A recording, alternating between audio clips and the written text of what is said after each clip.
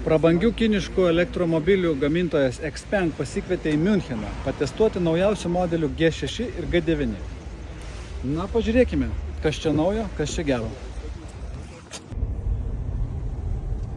Iš pradžių paėmiau pabandyti G6, pasivažinėti po Müncheną ir apylinkės, tai galiu pasakyti, kad labai švelniai, labai komfortiškai važiuoja. Šitas veidrodėlis yra skaitmeninis, jeigu ką erzina, tai galima išjungti. Gera garso izoliacija, nebloga garso kokybė ir žiauriai patogus visas meniu ir sprendimas. Labai šauniai veikia išmani kruizo kontrolė. Labai lengvai ir elegantiškai valdosi viskas, porą mygtukų. Renkame 120. 125.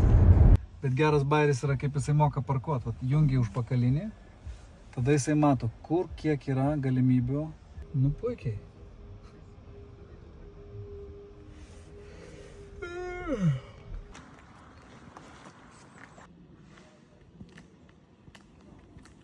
G6 tikrai labai erdvus ir labai gražus automobilis.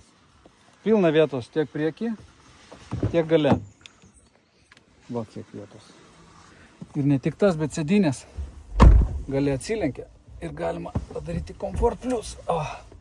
Pasnausti, jeigu kas nors vairuoja.